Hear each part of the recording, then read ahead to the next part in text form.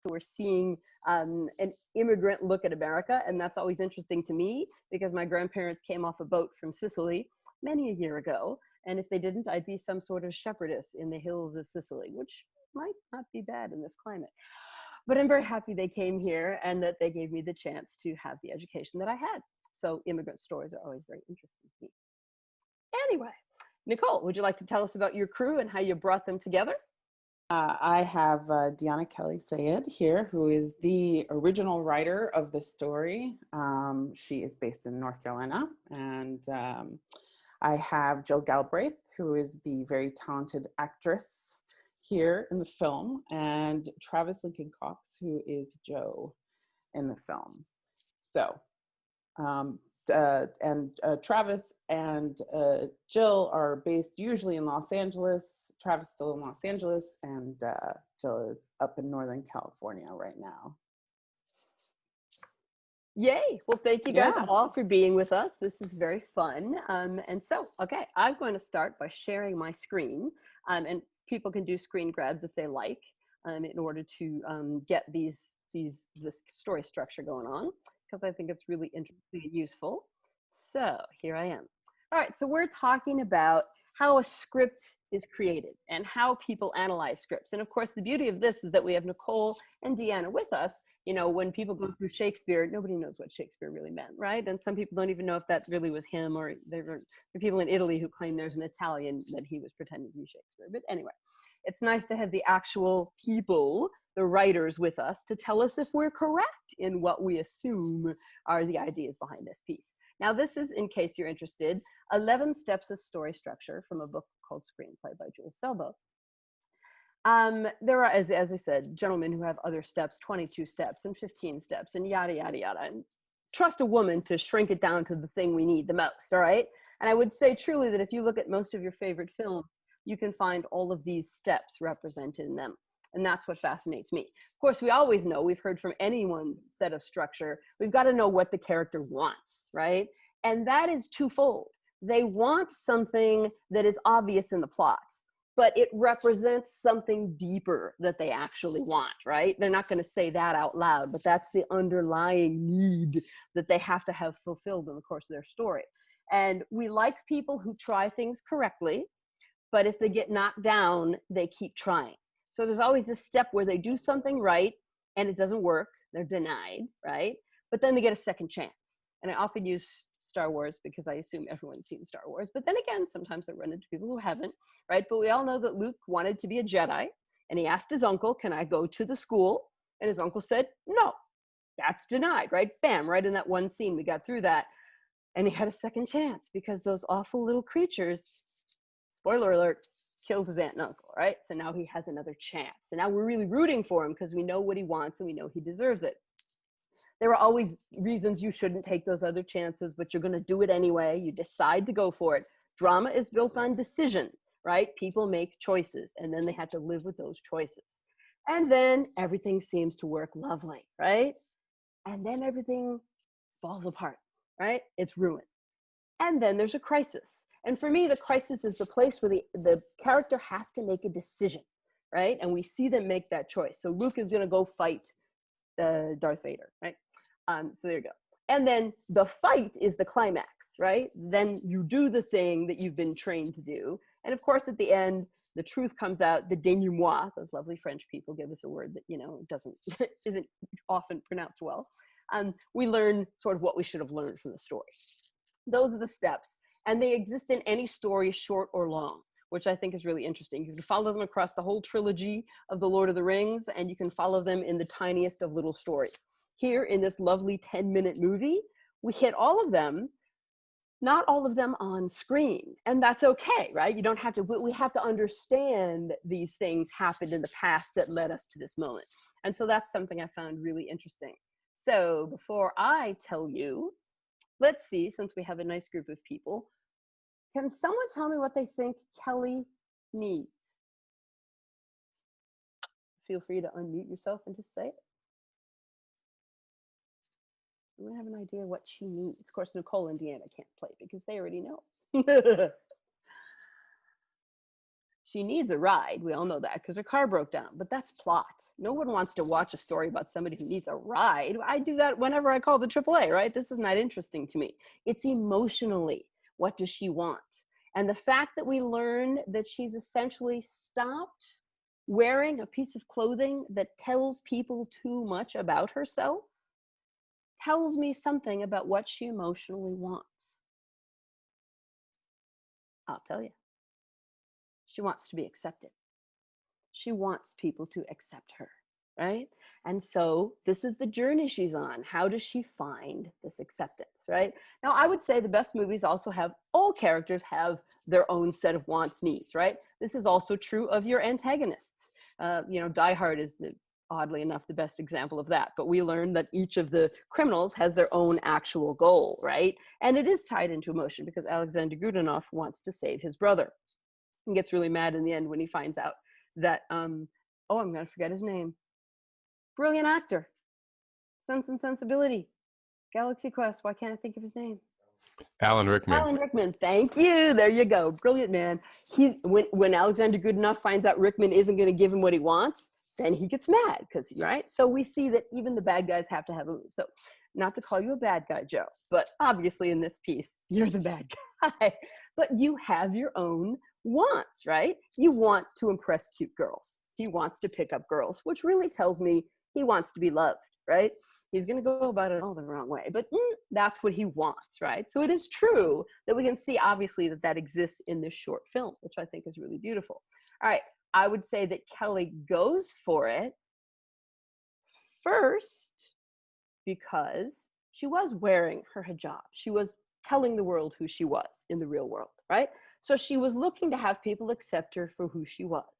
This happens off camera. We don't see this part of her life, right? Meanwhile, Joe wants to meet girls. What better to do than get a job as a truck driver? You're always going to meet girls who have their cars broken down. That's very simple. His is a much more simple line, right? She gets denied because clearly people didn't treat her well while she was wearing it. Why else did she take it off, right? Something made her take it off. She wasn't getting the reaction that she wanted and needed.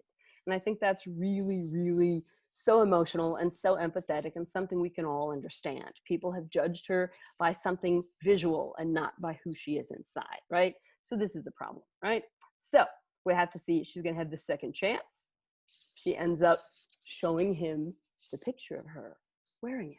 This person that she thinks she's making a connection to. So now it's like, I can trust. Of course, she has to show him the darn thing. So that's where the plot crashes into what is needed, right? The plot forces that moment that she might not have been ready to give, but she gives it to him. And what are we going to do? Oh no, she's not sure how people are going to react, right? What's going to go on, but she had to give it to him because she had to pay, right? So there was that moment earlier. These things don't always fall in place, but moment when she felt like he might be cool because he was kind of acting cool. So she took a chance, right? She trusted to get into the truck, right? So she was feeling good about it. He was feeling good about picking up this cute chick because, let's go do this. That's all good. And then he looks at the license plate and everything goes the bad way, right? So now she's got to make a choice. He gives her the chance to lie. This is a moment in the movie I really love that you guys did. He gives her a reason that it's something else. And if she was ready to stay hidden, she would lie and say, yeah, that was just me. I was wearing that because I had a bad hair day, right? He gave her a chance and she didn't take it. She made a choice.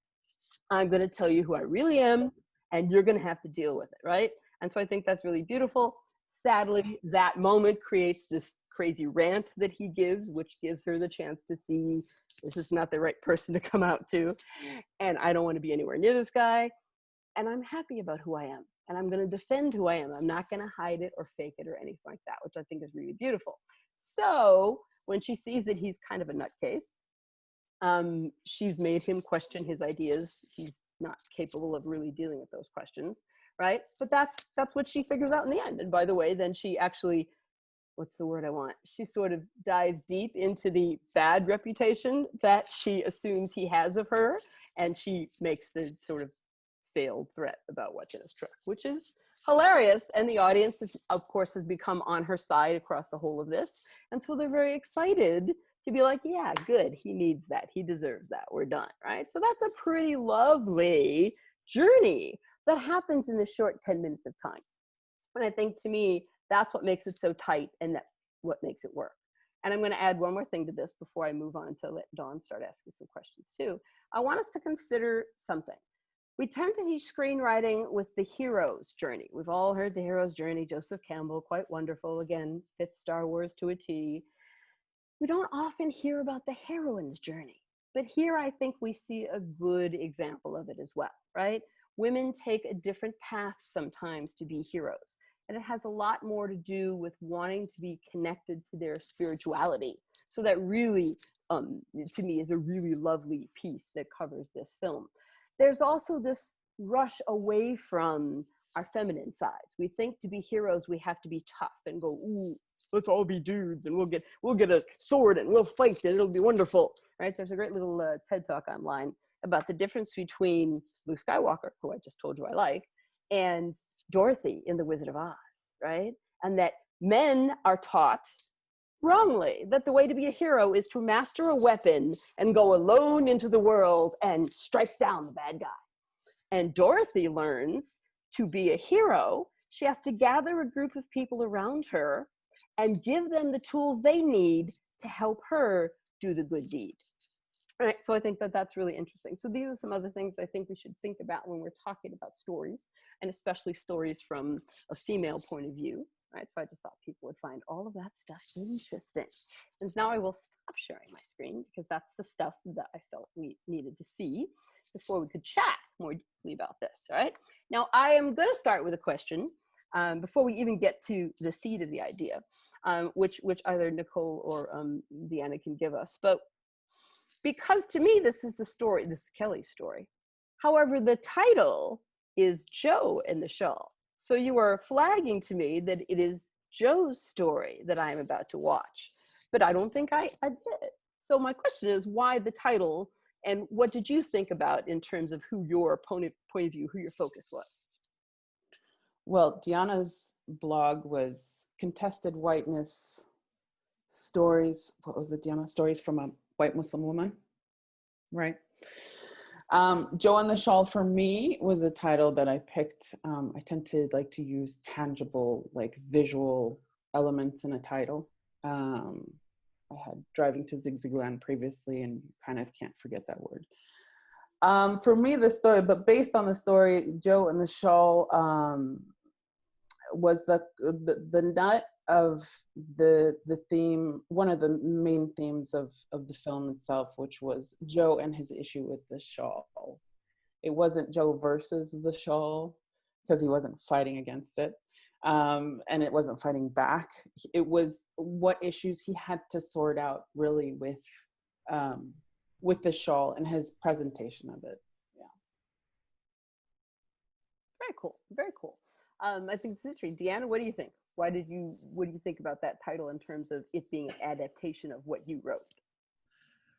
Well, the interesting thing in this whole process for me is being a writer who wrote about a personal experience through an essay, and then see Nicole take it into something else. And that was both exciting to see my work interpreted, because sometimes we can't always dissect our work until we hand it over to someone else. And I thought what Nicole did, as well as the actors, how they interpreted that story, was very much similar to what I intended, but also gave me insight that I didn't previously have. So I'm just grateful. So for instance, what was an insight that you don't think you had before? Well, seeing how Jill interpreted the character that was based on my experience, when we experience something like that, we don't feel very heroic, but in her interpretation, I was like, wow, I'm kind of badass, man. And it's just, you get to see yourself at a distance, or you see that what happened to you at a distance, and you don't normally get that luxury in real life. Oh, beautiful. That's quite true. That's quite true. And some people say that the act or the art of a good adaptation is not to get the story exactly right, but to get the emotional truth exactly right. So would you say that was achieved in this adaptation? Absolutely. Through Nicole's script, and through the way the actors interpreted, I thought the emotional truths were so clearly, so clear, and so timely. This actually happened to me in 2016, which was right after Trump started running for office, and we knew something was happening culturally. And I think in so many ways, this moment, this experience, and how it was represented really represents that. Oh, very cool. All right, so Nicole, my question obviously is what drew you to this story? All right, you have the option Yes. if you're going to use someone else's story. Yes. There's lots out there. So what drew you? Yes. So obviously the blog tickled me. I was laughing so much when I read it, and I just knew I needed to write it into a screenplay format, and reached out to Deonna and asked her, and she was totally on board, which was really cool.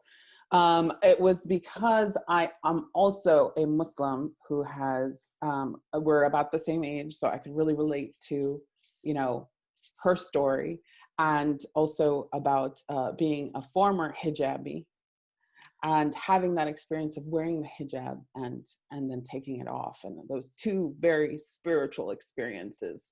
And, taking off the hijab is very complex, and the women who actually take it off are actually have all different types of reasons for taking it off. And it's not necessarily just because society is telling her, she's not able to confront society about it. This is a whole spiritual, evolution to put it on, and then this is another spiritual evolution to take it off as well. So just going back to the title, another reason why I called the film Joe and the Shawl was because when I was in college, the first few years, I was wearing the hijab. And my film professor would call everybody by their names, but he would actually call me by the term the woman in the shawl. So he would be talking about things, I'd raise my hand, somebody would raise their hand, they'd say, he maybe would say the gentleman, or he would know the name of the student. Most of the time he knew the name of the students. I was wearing the hijab in class, I'd raise my hand and he'd say, yes, the woman in the shawl. The woman in the shawl. So that was kind of my best friend's nickname in college for me. So I think it's very, such a strong statement to wear the hijab, especially in a time, and I'm dating myself, before the internet, and being in college where people have a lack of resources of learning about people who are, have different faiths and have different, practices within the different faiths. And so I had a lot in common with Deonna, and it made me laugh so much because it covered so many different themes, being, whiteness in America, as she had talked about in her blog, being a Muslim, white American, being a divorced former hijabi, and what that person goes through, and how you kind of have to come from a perspective of wisdom in terms of already seeing how people are seeing you before they interact with you. So, I just had so much in common with it, and it was a really great story I wanted to tell. So I just reached out to her and we did it. Well, that's so wonderful. Rose, can I jump in for a second? Because I really want to just follow up on that. I really love the piece. And one of the things I loved about it was sort of the layers of identity that you explore in this. And, for example, I was kind of caught off guard because she had a Southern accent. Yes. I mean, you deal with being Muslim, being white, being from the South. So if each of you could talk a little bit about the layers of identity that are explored in this, and also sort of the privilege of being able to jump in and out of different identities. I thought that was very fascinating, for me, a very impactful part of the film that I was able to latch onto personally. Deonna, do you want to start? Why don't you start? Okay. I think I might have covered some of this, but basically the layers of identity, they're pretty complex. Actually, for me personally, layers of identity started with being growing up as a Latina kid, being mistaken for white within Latino communities, and kind of listening to conversations where people thought they were hiding things from me, which I overheard sometimes really hilariously.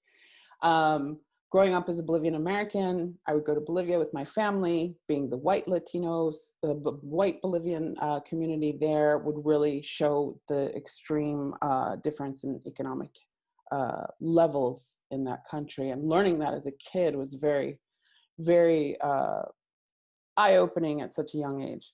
Then, you know, being an American as a Muslim, as a hijabi, is you've got three things going on at the same time. And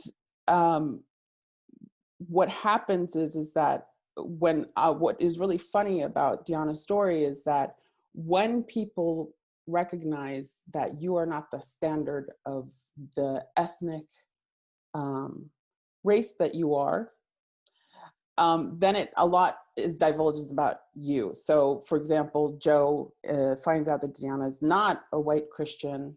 His responses actually show what type of person he is.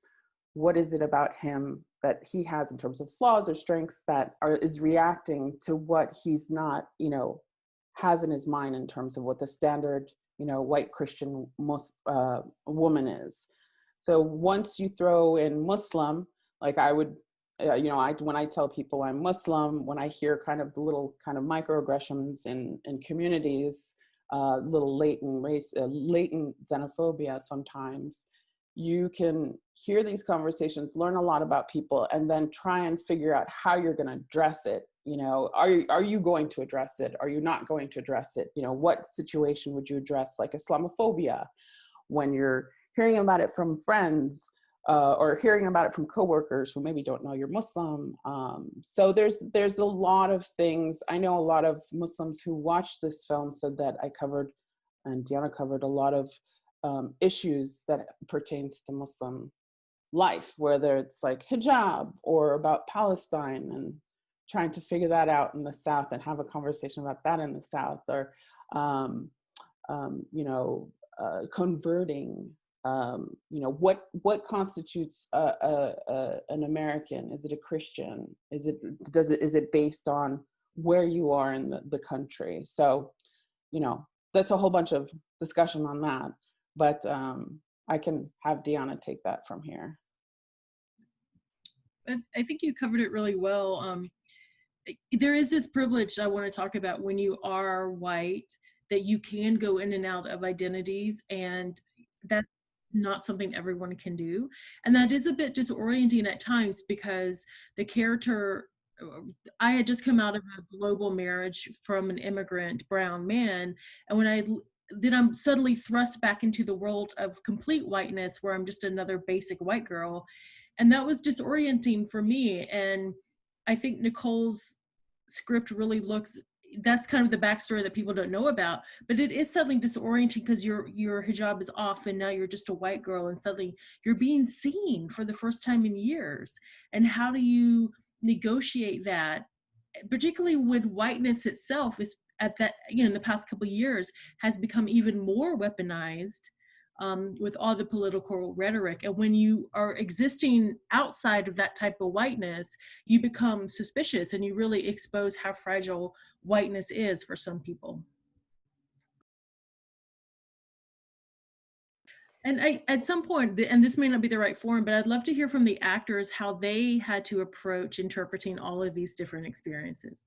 Oh no, this is a perfectly fine form for that. In fact, we're moving into that place. And I'm gonna, this is gonna sound silly. I'm gonna start with Travis, simply because it's hard to, I would assume, not being an actor, to allow yourself to portray that ugly negative side of America, which we are trying, or one assumes, trying to get rid of. So interesting what drew him to be willing to do that, and what was he hoping to create, and all that. So please go for it, Travis. Yeah, it's interesting. I just had a conversation with some other people about the film, and one thing they brought up is Joe's sort of symbolic of, like, I don't know if Nicole did this on purpose or Deonna did this on purpose, that his name is Joe. It's like symbolic of the average Joes out there. I mean, we all know a Joe. I mean, I'm I'm from Southern Utah. Got a little bit redneck in me. I know a lot of people like Joe. I'm related to a lot of people like Joe. Um, One thing that Nicole did as far as like getting into that mindset and sort of like approaching this character, she allowed time and space for lots of rehearsals, which is rare in film these days, especially short film. So we had a lot of conversations and a lot of a lot of conversations and a lot of practice getting into making Joe an actual human being and not just a bad guy. Joe's an interesting character because Joe thinks he's a good person. He's nice. He probably holds the door open for people, like if you asked him and if you asked the people in his circle, they'd be like, yeah, Joe's a great dude. Like he's there for you. But he just, there's a quote from some famous actor somewhere that says you can't judge the characters you play. You have to find a way to understand them. You don't have to like them and you don't have to agree with them, but you can't judge them. So it's interesting playing a character like Joe, who's just got these horrible, horrible qualities. But as an actor, it was sort of my job, I guess, to find a place to at least understand him and how a person would get to that place. And at least in my opinion, it's a place from fear.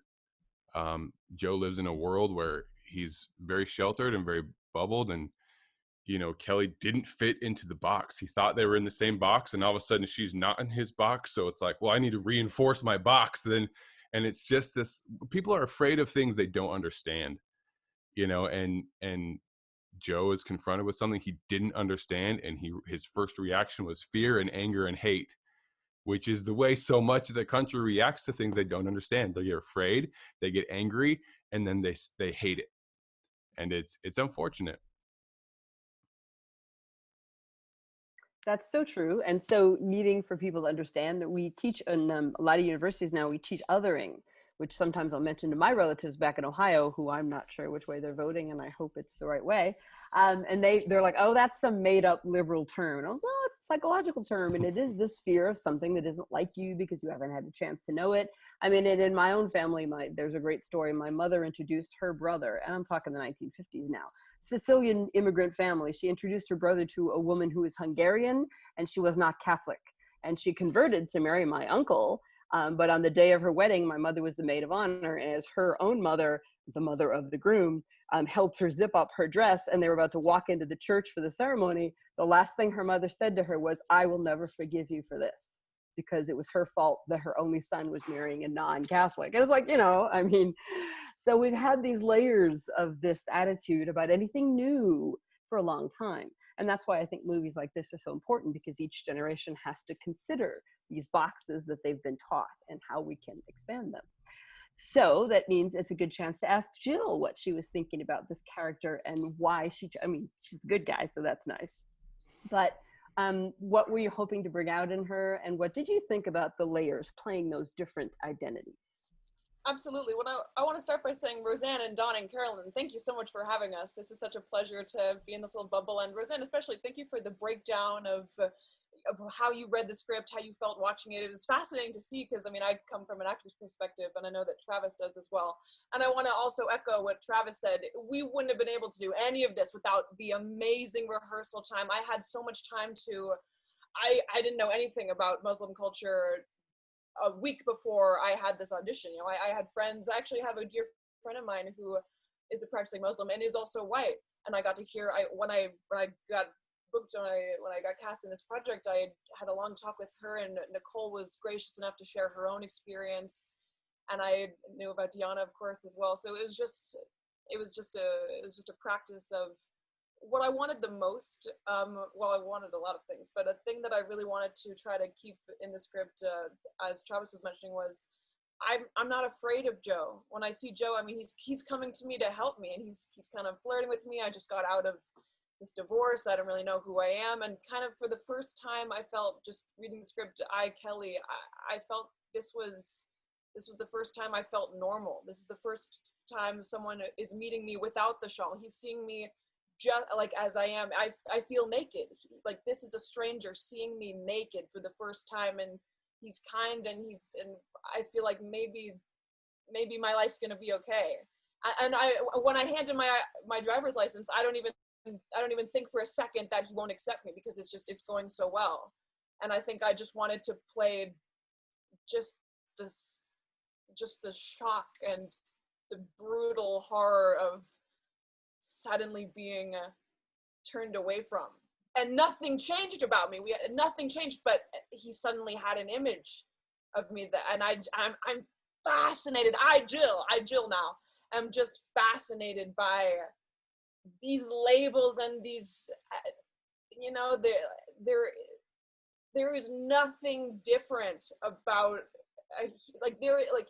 Democrats don't all think the same, Republicans don't all think the same, people from this cultural background, people of this sexual identity, every person is an individual human. And I'm fascinated by when that changes, or when perceptions of people change how they are. And that's just the thing I'm fascinated by. So, I mean, that's a lot of me gabbing, but that's what drew me to the script, is just this presentation of when those dynamics change. Cool, excellent, thank you. All right, Dawn, go next. What do you got? Well, I was going to say, I was also fascinated how you, in the script, and then how the actors, carried that through in terms of taking the stereotypes and weaponizing them. So how it's weaponized at the end, but there are also a couple of other places in there where you sort of flip the switch that way. So can you talk a little bit about, how that felt and how you got to that place artistically as a writer to put that in there? You're talking about probably at the very end where Kelly insinuates that she left a bomb in his truck. Yes, that's the bigger one, but there's some smaller ones in there too. But yeah, so like with Joe talking about having his monologue about Texas, and that's kind of, that wasn't in Deonna's original blog.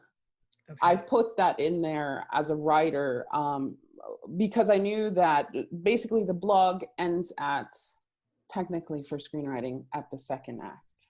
So it stops where he says, he doesn't have this, I mean, obviously other things in the dialogue changed, but that's where it ends. And so I knew I needed to, for Travis's monologue about Texas, I was actually trying to build conflict and to try and reveal more about Travis himself. Joe himself, not you, Travis. I needed to build conflict, both coming from the audience reaction to what Joe was saying, and also with Kelly being in the tow truck cab with him. And so it's a building, it's long and it's building, and it creates a pace that slows it down but makes it more intense. And so when she's out of the cab, we feel that we want to be out of the cab as well. When we feel that release of finally being out of the cab with him.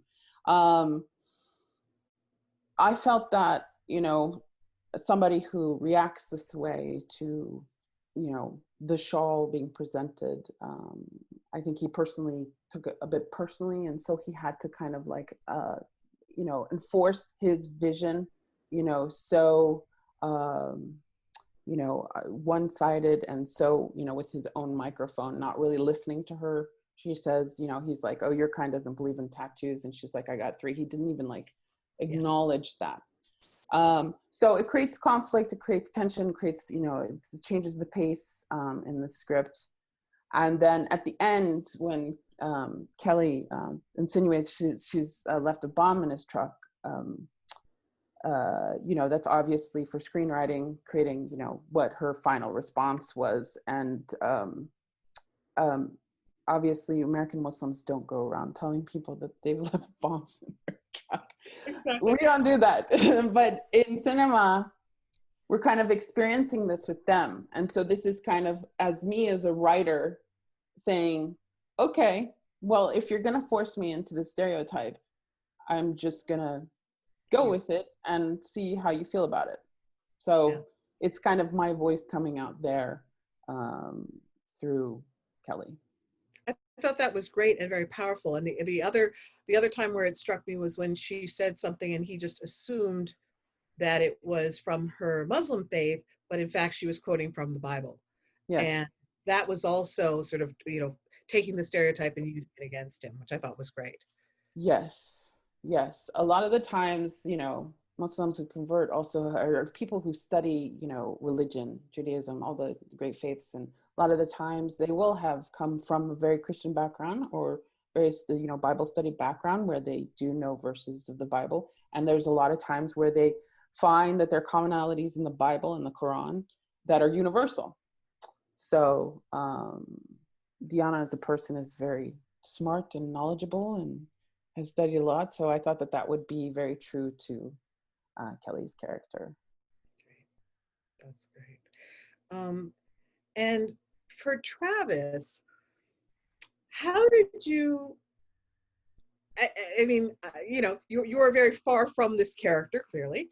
How did you take all this in and not allow yourself to respond the way Travis would? I mean, obviously it's called acting, but to me it was so impressive. Just your response to the her quoting the religious quotes at you, and the how did you deal with that? Because she was doing a lot of code switching on you. She was she was coming at you with different faiths, and how did you feel about that, and how did you deal with that? How did you take that on? I think I have to give a lot of credit to Nicole for the rehearsal process, because a lot of those specific moments we sort of fine-tuned. If I remember, I mean, I am Christian. I come from, I've got a very conservative upbringing. That's shifted, as I've gotten older. But I'm familiar with that, and I think, it just came from how when people are afraid, they just get so stubborn, and as she's code switching, they just are they're so good at just being it's a shield of stubbornness. I just made that term up. That no matter what comes, they're going to find a way to put it in the worst possible light. The phone number, proof that I was right. They're always looking for proof that they were right. Proof that I was right. You're saying you're quoting this thing to me. That's got to be from the Quran. I hate it. Actually, it's from the Bible. Well, you don't deserve to quote the Bible. How dare you? They're so good at just they don't once they've decided that they're not going to shift, people, it's human nature. They've just gotten so skilled at keeping those walls up. And Joe has spent a long time reinforcing those walls. Joe's bubble is strong. So I don't know if I answered your question at all. You did. It was good. It was and it comes through in the performance. I mean, you get that, the shifting back and forth, and how do you keep pushing away the truth. Yeah. Jill, how did you come at it in terms of, as an actor, dealing with the switching back and forth and weaponizing the stereotypes? Well, I think, as I said, it came from a lot of listening. I mean, I knew when I was going to play Kelly, I had to do a lot of learning. I learned about, I went back and learned about, the difference between the Sunnis and the Shiites. I learned about, Nicole taught me little pieces of the language. And when I approach a character, I try to find my way in,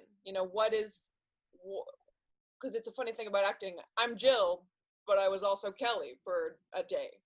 I had to find the thing that was identical between me and Kelly, completely the same human, and that was the bridge into her psyche. That's great. Way cool. Well, can I do a quick, I'm just following the chat, and we have a question in chat, so I just want to make sure I don't let those all fly by. Sure. And the question is for Nicole. Did you consider other endings? What made you come to the, I'm going to pretend I, hint that I left a bomb? What were the other possible endings that you might have had? Guys, did I have another ending? Because I don't remember. I don't think so. Travis and Joe? I feel like you asked about how like we felt about it, and if it. I feel like there was a conversation about it, but I don't remember I anything think we said specific. it's awesome, and we didn't Yeah, want to change it. yeah. Yeah, I didn't have another ending. What we did do was directing. We did have Jill come out with different 666 Papa Smurfs, right? So so we had one that was, I originally had her do it way over the top, remember? And it wasn't coming. So it was on set and we were just like, okay, we got to bring it all the way down and give us your most, you know, quietest version of it, or most, you know, which usually that's scarier, that's more strange. So I think in the directing of the ending with Jill's reaction, that was different. But having written, no, I actually didn't have, that wasn't part of the rewrite. Yeah. Well, very cool. Building off of that just quickly, because writers love to know this. First of all, from when you read the blog and thought about this to when you wrote the script, about how long was that? And then how many rewrites do you think you went through before you actually had a shooting script? Deonna, I forgot when I contacted you. You wrote it in 2016? Late 2015. Late 15. So I probably contacted you, what, 16? Pretty soon after. Yeah, 2016. We shot it in 2018. And, you know, it's gone through very many edits. That was originally much longer. With short films, you have to kind of get to the what you're trying to do with the story very quickly. Sorry, you were going to say something, Deonna? Well, I also think you weren't you pregnant during that time too, and you like created a human being. I think I was. Well, the baby was on the set too, so yeah, that's true. It's the timing. I remember that human being. Yes. Yes. So it took like probably, I think we worked on the script when I finally wrote the script. I think it was a month, I'm guessing, and then rehearsals for a few weeks, and then we shot it in one day. And then we shot it in LA. It was supposed to be Greensboro, North Carolina.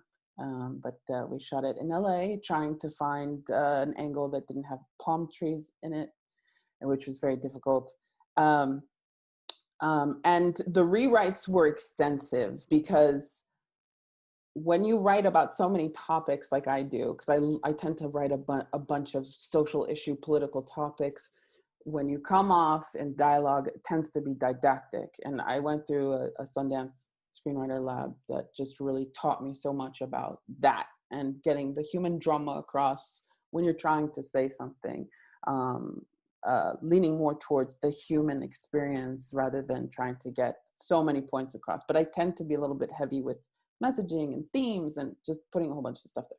So as we're going through the rehearsals, I rewrote like crazy. That was my biggest edits. Whatever, you know, we heard and read in front of each other was really what cut the script up a lot. And then Jill and Travis brought so many great changes too. I think it's really important to work with actors on what is true for them and their characters.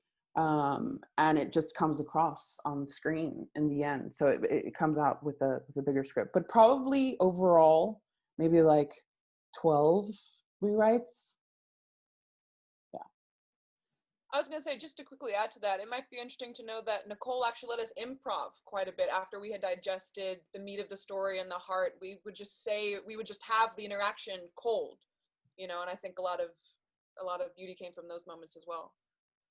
Agreed. She also let us, like, as I was researching the character of Joe and the accent, I learned a lot of like Appalachian jargon, you know, boomers and gommed up. And like, as I learned these words that were fun for me, Nicole was like, yeah, let's put them in. That's great. So a lot of writers are very possessive of their work, which is not a bad thing. But Nicole was she was very generous with her text and letting us play, it's always a joy as an actor. You have to be What you just careful with the colloquialisms, because boomers, had to get the film translated for Spanish subtitles, and the subtitler actually translated boomers into, instead of squirrels, they translated it into old people. He's like, the "Oh, boomer age, right? we shoot old people after church on Sunday." That's funny. Oh my god! Oh, that's a whole nother dude. That's a whole nother. But what Be careful Travis, with subtitles. right? What Travis is alluding to that I think is also very interesting is one of the things you have to do in creating characters is make sure they all have their own vocabulary.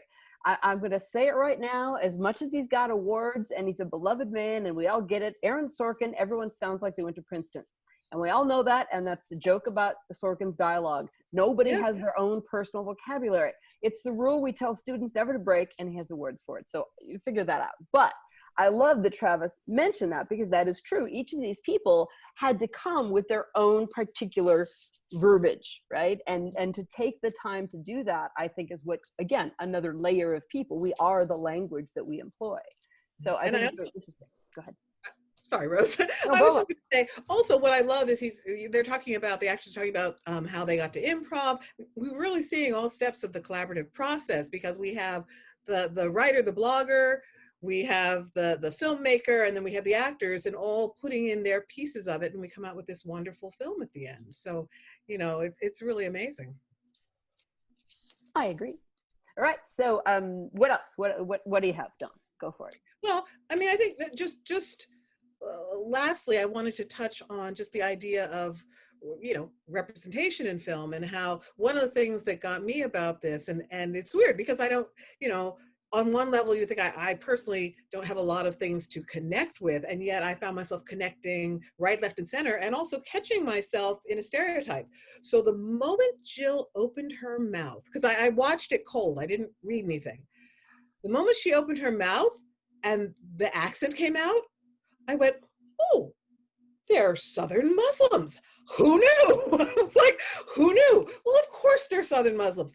But I caught myself, you know, being thrown by the accent. And from there, I was hooked. From the first word, I was hooked because of the accent. So if each of you could talk a little bit about the importance of this piece in terms of representation, I would love to hear your thoughts on it. Deonna, did you want to go, or do you want me? You can go. So just so I get your question correct, I'm actually the sentiment that I want people to leave with in this film is being curious. I want people to leave wanting exactly what you did. Say, whoa, like I didn't know that there were Southern Muslims with accents, and they pray in Arabic with the country accent. I don't know. That's very interesting, because I'm also fascinated by that. You know, the dual cultures that you don't see standard. Like in Peru, there's a big Japanese community, and they speak like, you know, fluent Spanish, and they totally throw you off. And then there's like Jewish Indians, like in India, who, you know, practice, they're very religious. And I'm fascinated by this concept of just, you know, examining different ethnicities, different religions, and that people don't have as a standard, you know, combination, and then what your reactions are to that, and kind of like peeling stuff away. And obviously, like through comedy, you can do that a lot more. Like, for example, it might not be PC to hear somebody's adhan clock, which is the call to prayer clock, go off in somebody's purse if you have a meeting with them. Mm-hmm. But it's pretty funny when you're watching it on screen to like watch their reactions, because the Muslims are like, I've had that happen to me so many times. And I've been in meetings, and you know, that adhan clock just goes off in the middle of a meeting. And then to somebody who's like never heard that noise before, who's like, what the heck is that? And just to watch those two reactions, although it's not like, you know, the most polite way to react, but it's, you know, it opens up, you know, just discussion about, you know, what is that? What are our perceptions of this, you know, like you said, a white Southern woman who has a Muslim clock in her purse. So I don't know, Deonna, if you want to add anything. to Yeah, that. the only thing I will add, you know, at the time I wrote this, it was just something that happened to me, and that it's something that is very specific to many Muslims who are encountering increasing Islamophobia in some capacity in America. But now, as I look back, what is becoming increasingly important for me when I talk about this film is just how diverse American identity and experiences really are, regardless of what race or ethnic background. Because I think we're forgetting that right now America is struggling with who gets to tell a story, and our story as America always has been diversity, and I would hope that people remember that. I think that's a beautiful sentiment, and you're so true, because the other thing that we seem to forget is that this seems to happen generation after generation with each new group of immigrants who come through, and one would hope that people would go, oh, don't want to do what was done to me, and yet they're like, oh no, now I get to call myself an American, so I can pick on those newbies because that makes me, and it's just like the most awful circular story that goes on. And so that is something that people have to relearn or learn for the first time, and hopefully, as we all say with writing, change hearts, which I think is one of the coolest things about the movie. I'm going to remind folks they can also add questions to us. We have another one down here that's very much more production oriented, because everyone who wants to be involved in filmmaking, you write a script, how do you get the money to make the film? How did you do that? You know, in general, we don't need all the detail, but how did you do that? And what's your system? Because you do make films of this kind. So how do you do that? I'm sorry to say I don't have any good advice because this is self-funded. I had shot a feature like years ago. I shot teasers throughout the years to raise funds for feature films. I should have turned them into shorts. But, you know, as a filmmaker, you're always going back and saying, I should have done this. I should have done that. I should have written this way. And at the end, you just come out with what you come out, and then hopefully you can redo stuff. But this was self-funded. Yeah. Totally cool. That's what a lot of people, hello, it's the credit card, you know, I need to have this to show. That's fine. Thank you. Another one popped up that's interesting for Deonna. Not everyone, of course, has had the chance to read the blog. They watched the film before this panel, but they didn't read the blog. So the question is, this particular person was worried about Kelly's character getting in the truck and whether she would get out safely. And so the question is kind of, what was your actual experience? Like, yeah. Well, the actual experience ended when Joe looked at my phone number and said, your phone number has the mark of the beast in it. And there was some discussion about Texas, although this expanded a bit in the script. So that's where it ended. I guess in those situations, you never think about safety because you're in those situations. I think now I would be far more terrified if someone like Joe appeared in my life. But yeah, you just don't think of those situations. I'm so enthralled that Nicole decided to end it the way she did, and it has inspired me to be that person in real life. Yes, to be empowered. It's true, exactly. That's so fun, to embrace and to take back. So she does, instead of her leaving in fear, he leaves in fear, which also is a gender switch, right? We're not used to seeing that happen. So there's also gender stuff going on inside this that are very interesting for people, which I think is quite fun. Oh, very cool. Cool. All right. Further questions, John? Oh, you're on mute. Hi, I was just texting you to say someone has chosen this moment to start sending me faxes. So it gets loud here. My apologies. But my question to the filmmaker is, do you see this as a story you want to expand? Either into a feature or a series, or because like I'm fascinated about Kelly's life now. Now I want to know more about Kelly's experience going through the world. Is that something that you've considered, or is this just a standalone? I originally just did it as standalone, but I get a lot of response from people who ask me if I can expand on and have it as a series. So I'm open to that. If you know any opportunity comes, I definitely would look into that and be very interested, because there's still a lot of things to talk about. There's still a lot of journeys that Kelly can take and we can expand on. But I haven't written a second script for this yet. So cool. Another question, very interesting, thinking about the visuals and the importance of setting up a shot and planning visuals. And I will confess right here, right, writer, not director, don't think about that, except what I have to write in a script to make points. But this is an excellent question about whether or not you intended to have that stop sign in the background, or was that just because of the location you chose? Was there a stop sign in the background? That's Yeah, very as good as observation. as Joe's running away, there's a stop sign pretty prominent in the shot. That's actually really cool that you noticed that. No, this was the only cul-de-sac in Los Angeles that had a row of houses that looked nothing like it was Southern California. So we're pointing the direction this way for him to run down the street, and I happen to have a stop sign. But that's cool that you picked that up. That is very wonderful. How cool. And of course, it speaks to symbolism. So now let's think, I will try to think like a director for a moment, right? Which is not my forte, but what visuals were you thinking of, again, within your budget of having to be in this location instead of that location? Was there anything particular you wanted to make sure that you got visually?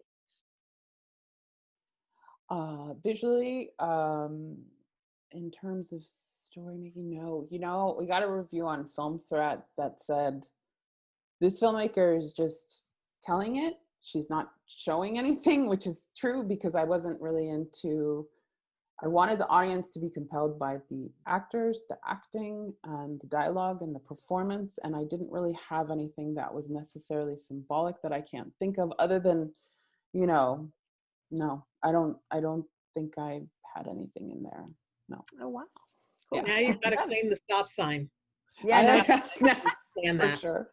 well, and it's been expanded here. It's because the stop sign tells us that we need to stop and rethink what we say and what we believe and how we view other people. That's right.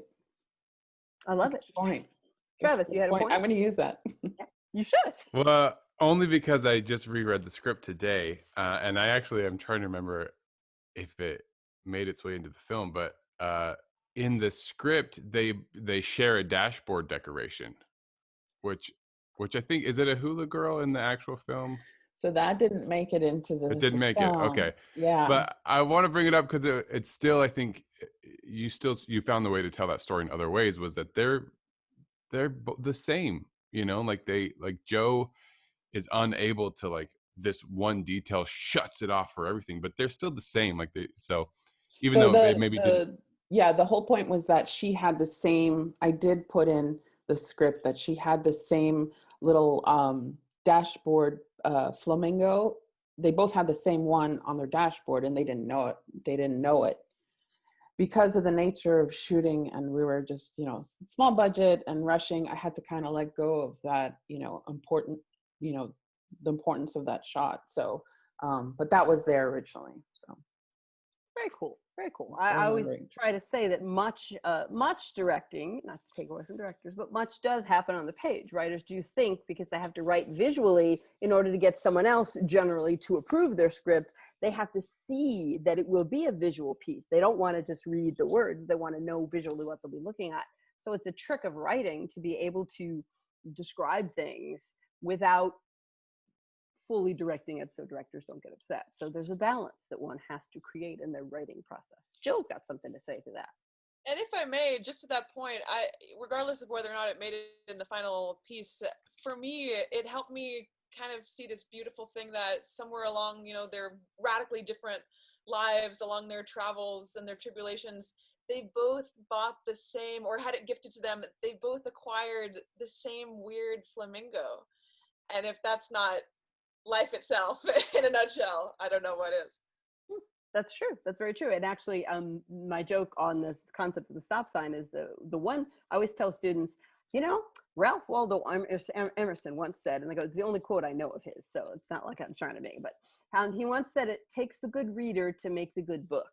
And by that, of course, he meant that you bring yourself to any artistic thing that you're going to experience. So the stop sign meaning something and taking that meaning away, right? I love a piece of art is now going to be interpreted by other people, right? And they're going to see things into it that means something to them. And that's just the beauty of how we can do things like that, right? So I think that's kind of fun. You did cover, you only shot in one day, right? Someone just over. it took you one day to shoot? Yeah, just one day. That's all we had budgeted. So that's it. That's We cool. had But then how many days did you rehearsal? Travis keeps talking about this long rehearsal time. We rehearsed for a few weeks, didn't we? Wow. Like not every single day, but you know, I'd say maybe At like least 3 or 4 rehearsals, at least. yeah. Yeah, and each rehearsal was a couple hours anyway. Yeah, it was a good chunk of time. And does that mean, since you said the script was longer, did you film a whole lot more and cut in the editing room, or did you cut while you were shooting because you realized you didn't need those moments? We did both. So we cut while we were shooting. We cut. You know, me and the DP and I had conversations about it, and then we cut a lot in the edit room. Very cool. Did that mean that you found as a writer you had overwritten, or scenes were redundant message-wise, or just timing and money? Yes, I'm a heavy dialogue writer. So, you know, and it's really cool because when you do that, you see that process, you learn afterwards. Each and every time you finish a film, that you actually don't need as much as what you would intentionally said. You can say things also in a shorter version, you know, the next time. But yeah, it was mostly dialogue. I mean, the film is mostly dialogue, so that's going to be naturally the bulk that we cut. Not a bad thing. I want to go back to something that Dawn was hitting on, which I think is really interesting, this concept of, for it to continue, what would be, well, we don't know anything about what Kelly does for a living, right? We'd have to know that. We'd have to know something more. We know she's divorced, so that's an interesting aspect to see that story. That means she's looking, there'll be other men coming and going in her life, and would they all be of the same faith? Would they be different men? Is she experimenting? I mean, there's a whole lot going on in her world. But would that then, there wouldn't be a way to follow Joe through to see if he ever got his little life changed and organized, or would that be an interesting, it's very interesting. I think. I don't know. Yeah, we had originally cut like a few minutes off the top of the film that talked about Kelly and her background, you know, just the first act, you know, stuff where you're introducing your character and her background. And it was a little bit for you know, for consensus, it was a little bit slow moving to have all that at the beginning for the short film, although I tend to like to have a bigger first act, talking about the character. So, oh man, you could do a lot with these characters. I mean, in terms of expanding on their stories. Yes, Kelly can go on and, you know, have a dating life that's also runs into so many different, you know, guys with their different, even like dating Muslims, you know, you could have hilarious scenarios with those types of stories. You know, and then Joe, you know, also parallel, you know, him being a victim of his inability to stop fearing, and then somehow, because they're in the same small town, they keep running into each other. I don't know. This is, you know, brainstorming. Yes. I love a good brainstorm. Yeah. That's where stuff comes from. Yeah. I think that's quite true. Quite true. Okay, another question popped up, which I think is very interesting. Well, two actually, very quickly. If you were willing to give up what the budget was for the film, that's the easy one. Or range, you can go between here and here. It was probably around, at the end of the day, it was probably around 10,000. Yeah, cool. That's cool. This is a deeper question, and I do find it very interesting because I agree with it. The idea that you have created through these deep details about these very specific lives, you have in fact done what writers should do, which is create universal experiences that people with other detailed lives can bring to it, right? So for instance, this question comes from an African-American woman who's saying, you know, she recognized this concept of how you approach the world if you have natural hairstyle or you don't, right? And you are making choices every day about how other people will judge you in the marketplace, as it were. And I remember seeing a piece, I think it was on 60 Minutes once, about African-American men who had dreads, and they had to decide that to go into corporate America, they had to chop their hair and go, and it was like, but why? Except that someone years ago decided this stupid thing. And these, of course, again, women have many different issues with, you know, how am I being judged? And if you're, a friend of mine who's blonde once said to me, Do you understand that when people tell dumb blonde jokes, those are anti-women jokes because they're never dumb blonde men jokes. Mm-hmm.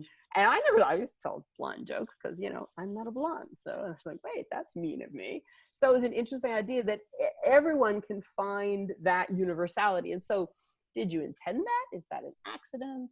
You know. The question being, how much did you think about how universal this story would end up becoming? I don't know. Deonna, do you want to, I mean, I wanted to tell the story because I do think that there are points universally that people could, you know, relate to and look into more, discuss. I mean, that's the most beautiful thing about being a filmmaker, is going to the film festivals and discussing this with you guys and seeing you guys in the theater and having this big discussion. And now we have it online, which everybody has access to, which is fantastic. Yeah, I think that I'm hoping that in any story where you show a struggle where there's, you know, stereotyping and, you know, a situation with, you know, people victimizing and becoming the victim of that, that's, you know, a universal concept of, you know, not fitting into the box, as Travis says, you know, and then, you know, trying to reinforce the box and you know, trying to have a situation where the person's trying to self-preserve by, you know, punching out. That is universal for sure. Deonna, did you want to talk about like maybe why you wanted to write the blog in that case? Well, I wanted to write the blog at that time because I was just completely self-consumed in my post-divorce world, as desperate people often are. But since then, I did, you know, the film was shown to a class at University of Southern California, right, Nicole? Yes, I think so. And I was so surprised at how many people from different backgrounds, like, oh, I know, I've had a similar experience, even though I'm from a different type of community. And I think, even though I wrote this in 2015, I think it just resonates with everything that's happening right now in this country, where language and cultural expression is being policed, and the boundaries around ideologies are so thick that it really lends itself to discussion on things that we're encountering right now in our local communities. And that's the job of art, right? Is to help us question our current. Even we tell people when they're doing science fiction, they're really talking about the modern day, just putting fancy costumes on people, but it's asking questions of the modern day. Very cool. Okay, before I forget, because I might forget, everyone's going to want to know your journey, Nicole, to becoming a filmmaker, right? What did you do before? What did you study? You know, how did you come to this point? I went to American University in DC, and I studied the film program at American. And a few years afterwards, I left for LA to get into film. So most of the films were being shot there, late 90s. So I was here, and I got into commercial big studio films as a PA and production assistant. I was at Universal Pictures, and then Warner Brothers, and then I worked in independent film as an assistant director. And the whole time I was writing scripts, and I had a screenplay that was accepted to Sundance Lab, and that was life-changing as a writer. Any labs that anybody can apply to that are pretty reputable, I would highly recommend them, just because you're being mentored by top, you know, writers that can just add. They tell you, the best writers tell you, you don't have to change something in your script. Here's my advice. You can decide to change it or not, but here's what I think that would make it stronger based on what your goal is with the story. And then, you know, I worked on independent crews as an AD, and then finally I said, you know what? I'm going to write a script and I'm going to direct it. That was also funded by me and my friends. And that was Driving to Zigzagland, and it played everywhere. And it was a great experience. It was really difficult, but it was a great experience. And so I've been writing, you know, just since then. And I've shot a few teasers for feature films that I'd like to direct. And yep, here I am. Excellent. Yeah, that's very, very cool. All right, so tell me who influences you. from a writing standpoint, and that could be filmmakers, that can be literature writers, right? What did you read as a kid? Where do you take your influence to being a writer from?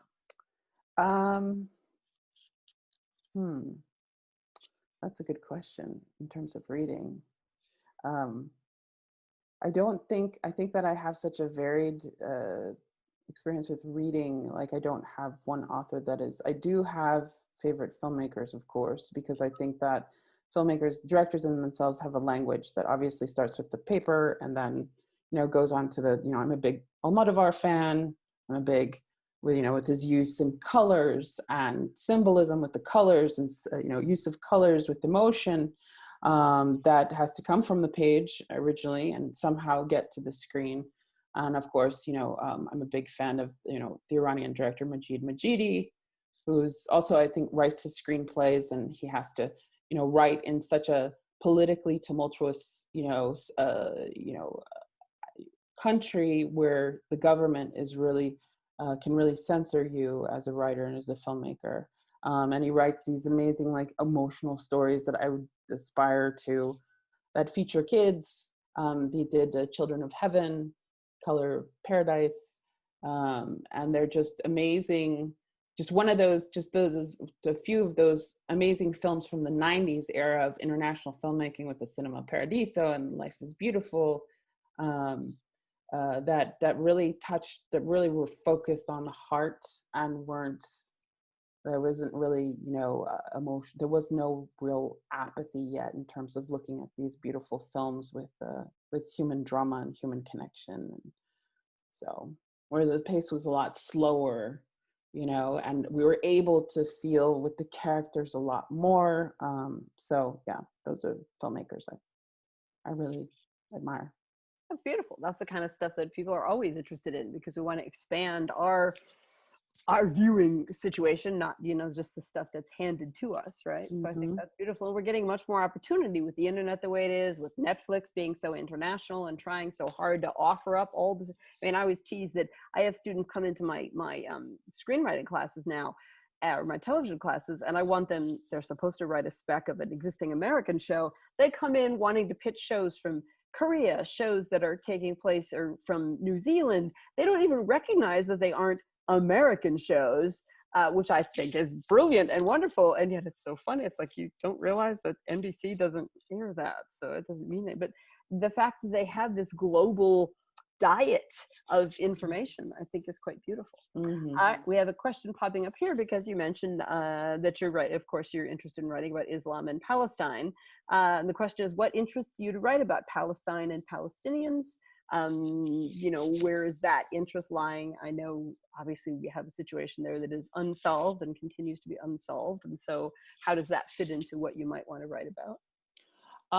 It's a very long story, but in general, there's not one thing. I think we learned in college years about the occupation of Palestinian territories. And we didn't have access to visuals from that region in the 90s. And so my goal was to go to Palestine, learn about it, and just write something about what I saw, right? And so I went to Palestine and I found out the concept of American settlers in the Palestinian territories, which just blew my mind. There are Americans that are very religious that go to live on Palestinian land, and they're extremists, right? So they take over Palestinian land and they claim it as theirs, and they're in the Middle East speaking with American accents, like, and it's crazy. So I was there and I was like trying to tell the Palestinian story, but I was like looking at these Americans like, what are you guys doing here? And I needed to tell that story. So that's the script that got into the Sundance Lab, which is Sleeping on Stones. And it's a story about an American Jewish boy whose parents go to settle in the West Bank, and he becomes a conscientious objector. So that's what got me interested. And so it's been a long time that I've been following the conflict. And then I've been to Palestine many times, and Israel, and yeah. And my last film was also shot in the Palestinian territories and in Los Angeles. Is the comedy about the Palestinian actor who who's driving a cab in Los Angeles, is trying to make it. And is he based on a real person or? Yes, it's based on my ex-husband. Ah. So I wrote the script in a month because he is an actor. I met him while I was researching the script, right? Not the Ziggyland script, but the other one, the Sleeping on Stone script. I met him in Palestine, came over, we got married, and then, so he was an actor with the El Kasaba Theater in Ramallah, and he would go and drive a cab while he was auditioning because it was flexible, right? And something he could do, right?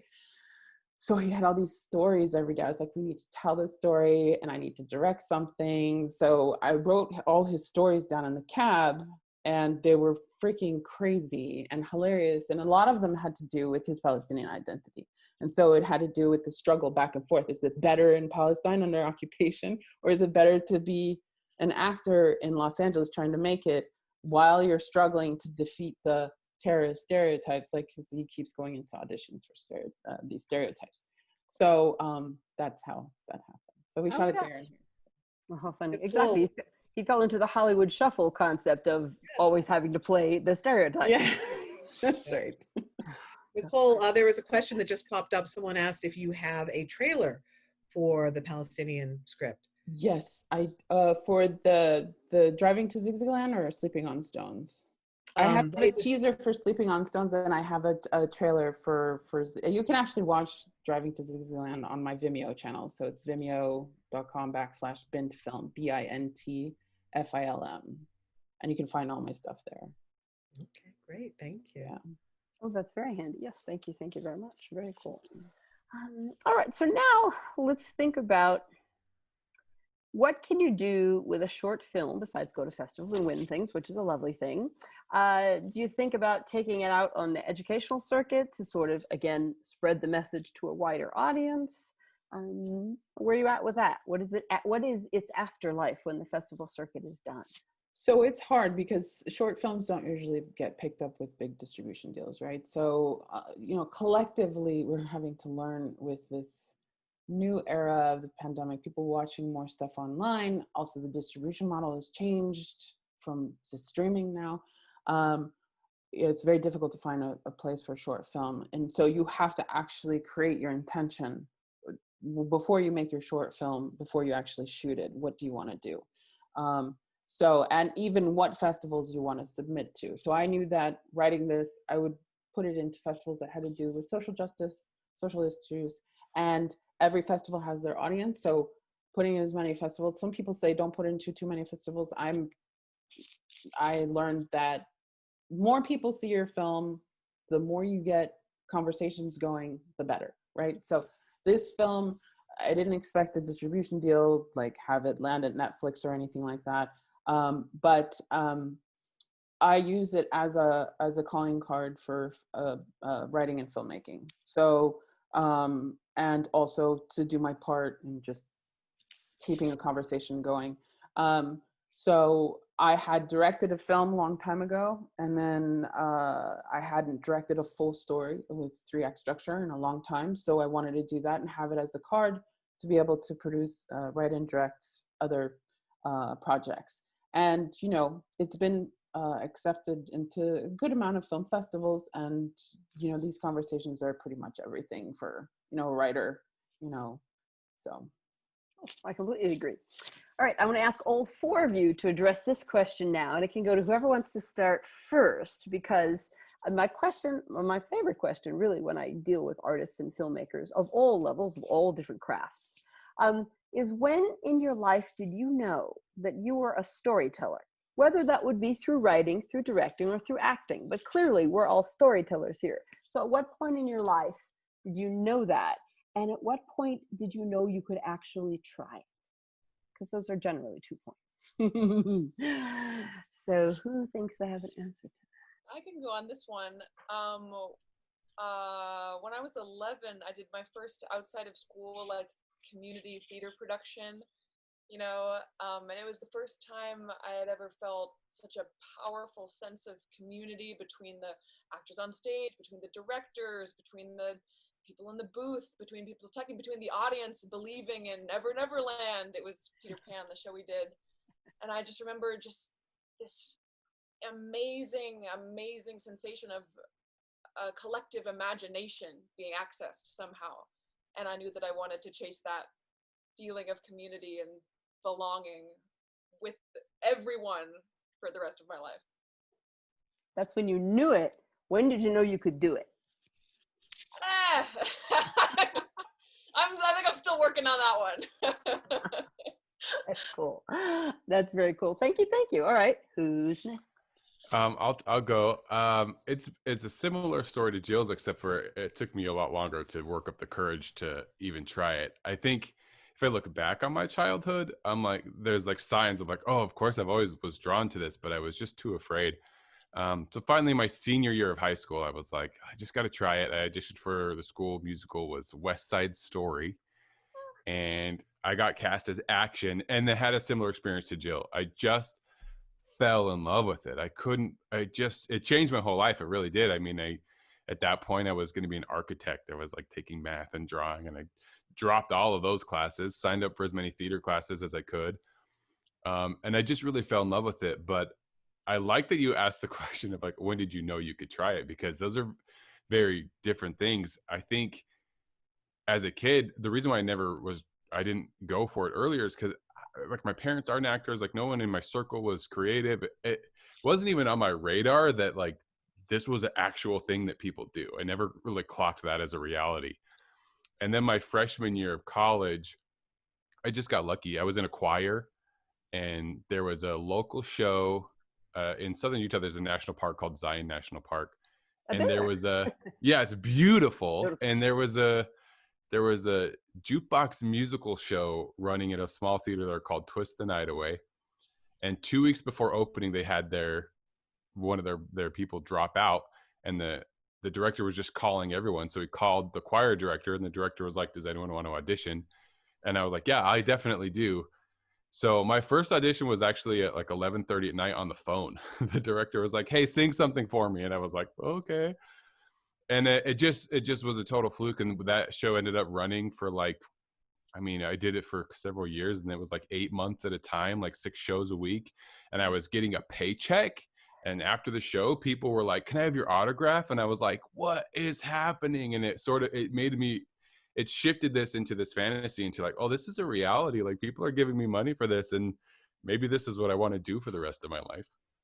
Oh, that's so cool. That's exactly. There were 2 stages where we suddenly, because I came from the similar kind of background. That's not what you did. I was from Cleveland, and you're supposed to like get a teaching degree and go do, just teach high school for the rest of your life and direct the drama at the high school. And I was like, no, if I moved to LA, and they're like, but 1,000 people want the same job. And I was like, but 1 in 1,000 is going to get it.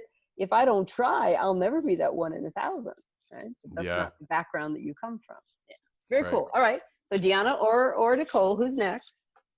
I'll go and let her close it out. Like Travis, I come from a very small community in a rural area in North Florida, and writing and world building was the only way I could make things bigger for me. So I always gravitated towards performance and writing.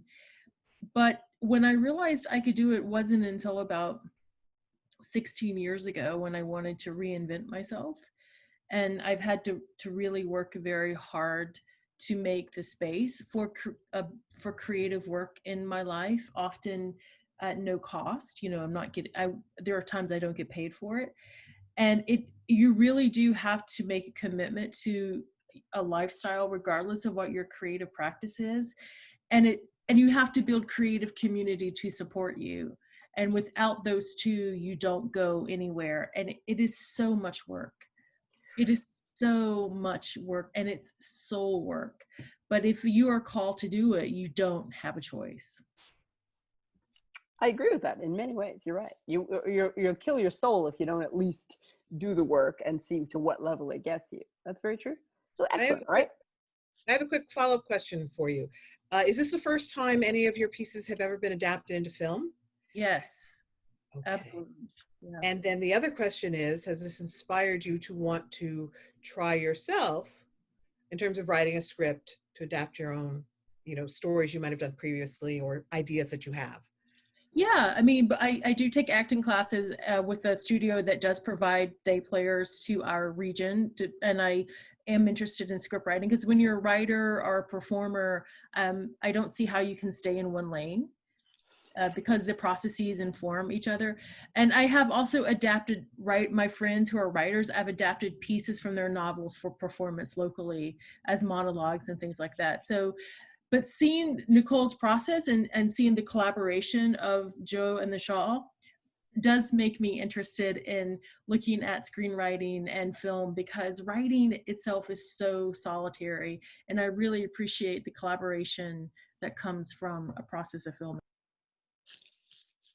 Very true. Very cool. And Nicole, what do you think? When did you know, and when did you know you could do it? I knew about the power of cinema and the power of storytelling when I was a little kid. And like I said, as my parents are Bolivian, there's a famous film that's called Chuquiago, that's a Bolivian film.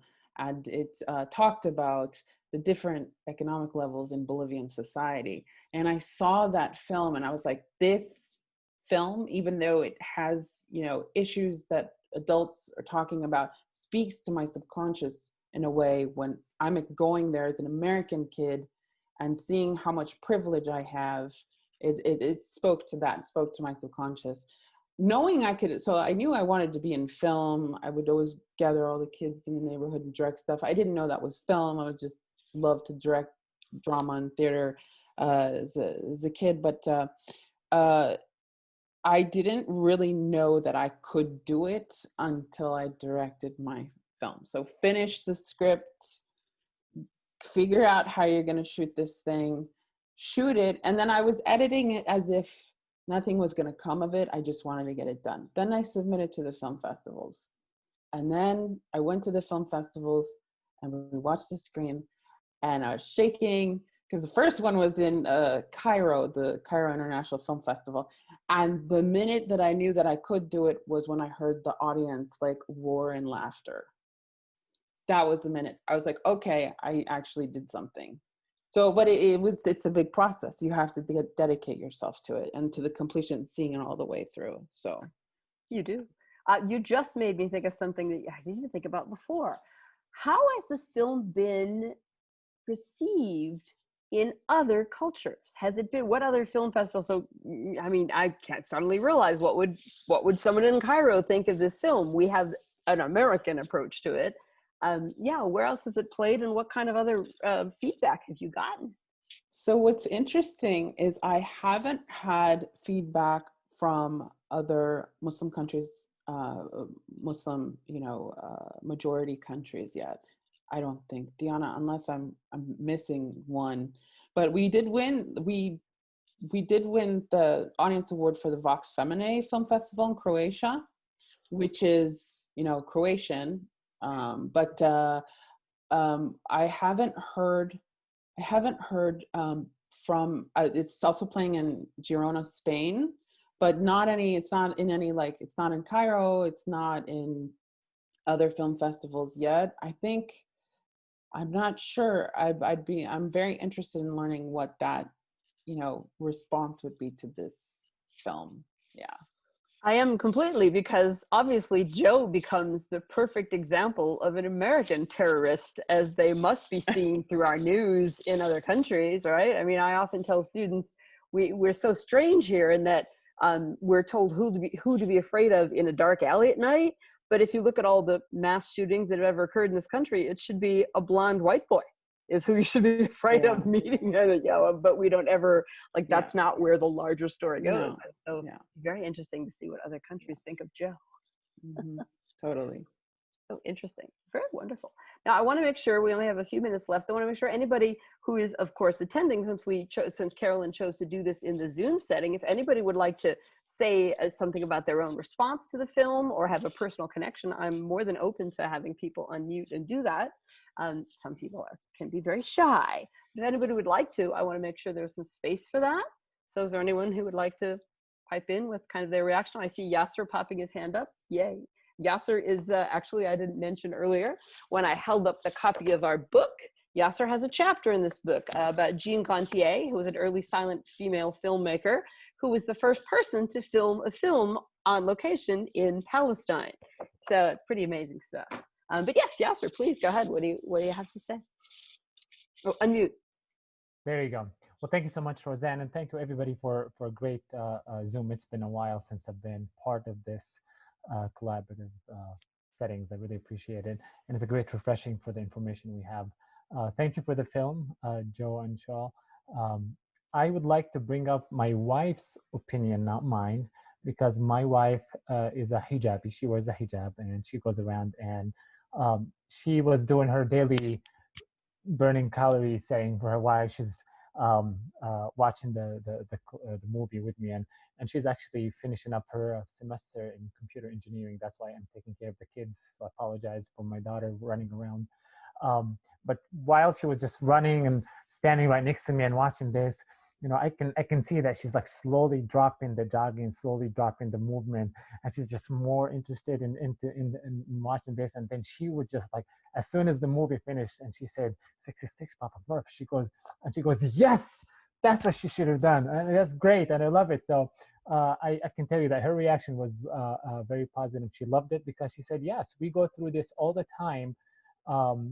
She didn't give up her hijab, and she won't, but she knew that if you know people are looking at me, they don't see what's inside here. They don't see what's inside here.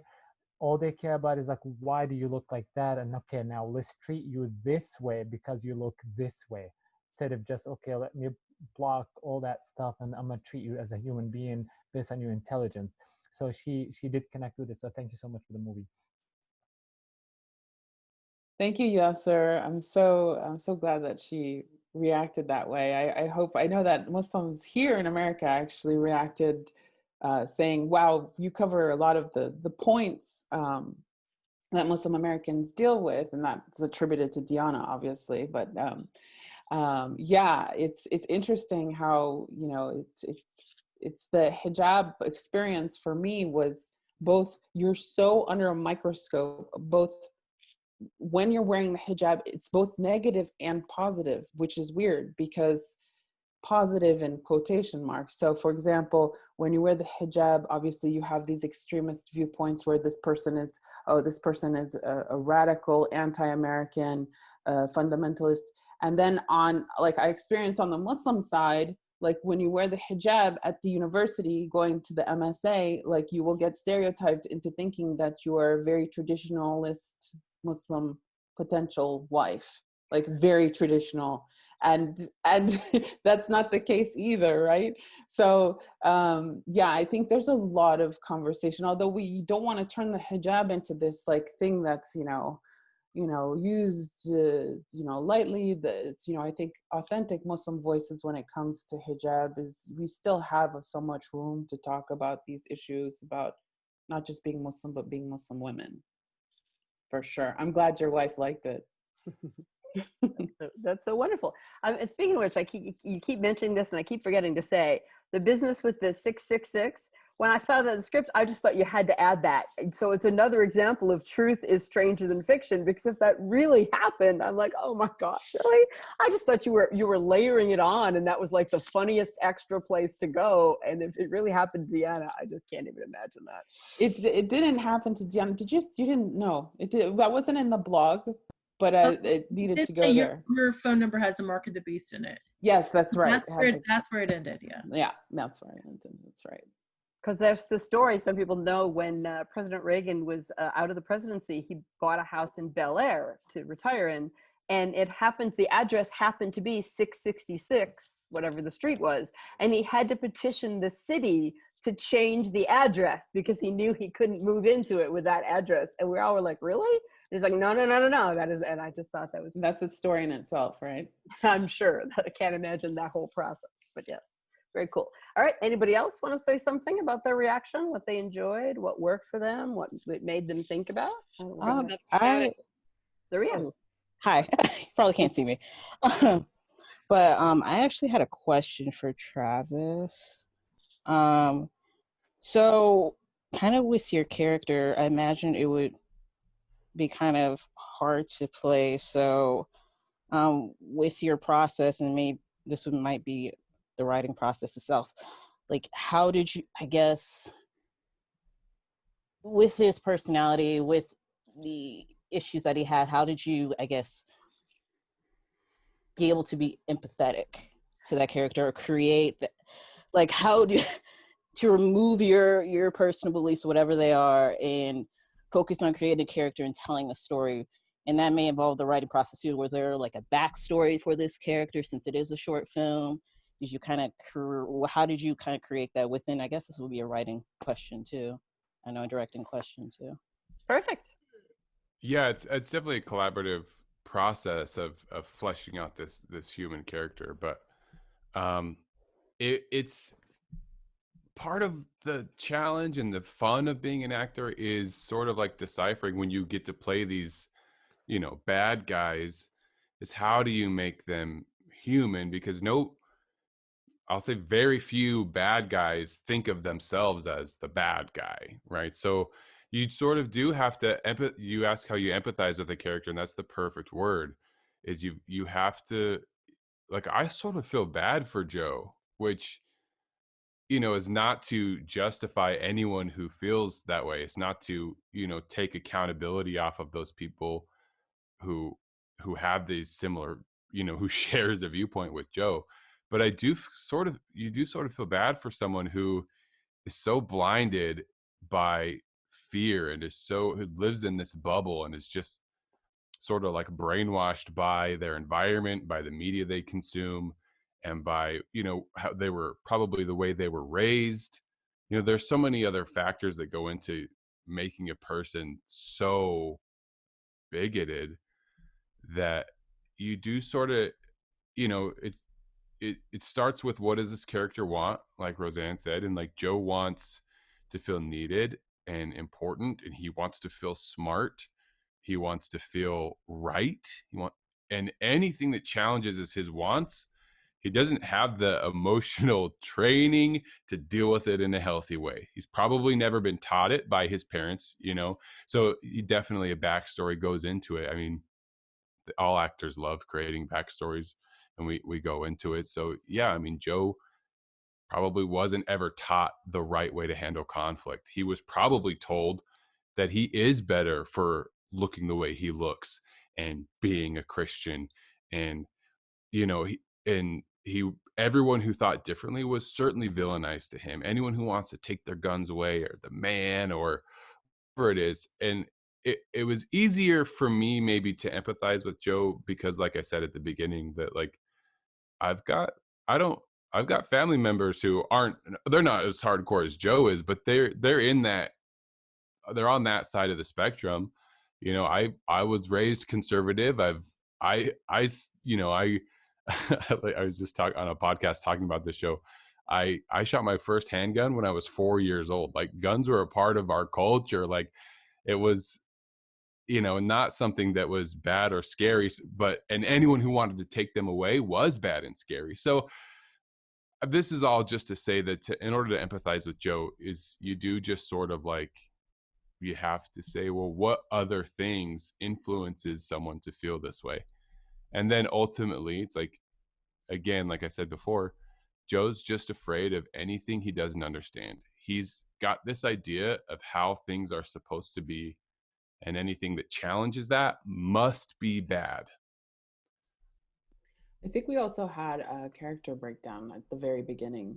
It was a while ago, so we might have forgotten about it, but I did write a character backstory. Yeah, that sounds right. We got closer to the character and why he would be the way, you know, every person has a major trauma in their life. Every person, and it's important to write about that for your characters. What makes them, who do your characters love? Who did Joe love? You know, who's he close to in his family? What are the things that he wants in life? Whether, like Travis said, whether he has the emotional ability to you know, communicate what he wants. It's a hard thing to do, but if you don't actually do that, your characters, obviously you guys all know, your characters will come out flat and it comes out really inauthentic. So Joe is really cute and really, you know, a lot of people respond very positively to the character of Joe at the beginning because they're like, he's adorable. And it's true. I mean, like, even Ariel Sharon, if you guys remember him, he loved his kids, but he was just awful, like, to the human person, like, against, you know, Palestinians. Like, he was just, you know, but you have to, when you're writing, your responsibility as a writer is to put your issues with that person aside.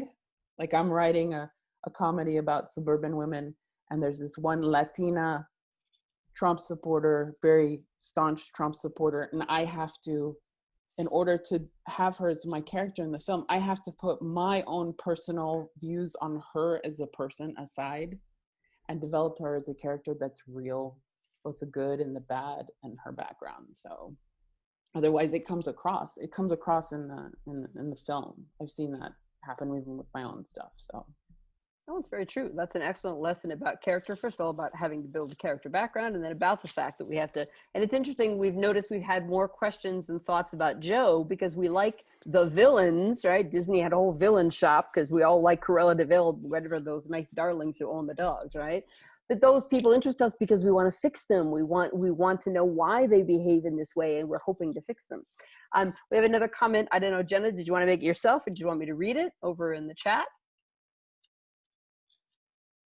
Tell if your connection is good enough. Yeah, I can talk because I can you hear me? Oh yeah, no, I just like, because you had said when you made the audience laugh at your screening, I like laughed really hard at the his Bernie line. I thought that was great. And I think that's funny that that's like the group that he's going to discriminate against too. But I think I also wanted to say, just to echo what Dawn said, yeah, watching this made me really, more than anything, confront my stereotype about the South, and of that, you know, Joe is maybe more the stereotype that I think of, and then being surprised that, I'm so bad with names, but that Jill's character would go outside of her bubble and sort of, you know, be interested in the Quran and, you know, be in this whole other world, and just kind of realizing, oh, that's because I just pigeonhole, you know, my stereotype of the South as people sort of like with narrow vision or something. So I think that was great to really, you know, confront all these different stereotypes on a bunch of different levels and working them in. I thought you did a great job of that. So thank you for that. Oh my gosh, that's like the most perfect, because we have come to the point where we're 2 minutes away. So it's time for me to say thank you. So Jenna, thank you for that excellent ending to all of this. But we definitely want to thank Nicole and Deonna and Travis and Jill for joining us today. I definitely want to thank Dawn for taking the time to look at the film and really work up some thoughts so we could all have a good conversation about it. We want to thank Carolyn for inviting us, and we want to give Carolyn the last word today. So there you go. Yeah, I just want to thank everyone. This was a beautiful discussion. I love the film. I hope more people will see the film. And we're going to share this discussion with everyone and for the rest of the film festival. We want to encourage you to, you know, attend. We have some wonderful films that are going to play until November the 17th. I'm going to drop in the Real Sisters website, so check out the schedule. And again, thank you, the whole cast of Joe and the Shawl. I mean, great film. I hope more people see it. Thank you. Thank you, Carolyn. Thank you so much for this opportunity. I appreciate it. Thank you, everybody. Thank you. Everybody have a lovely day, a great festival, and make good art. You too. Bye. Thank you. Bye. Thanks for joining us. Thanks. Bye. This is great. See you later. Bye. Everyone, thank you. Take care. Be safe. Thanks. Woohoo. Bye.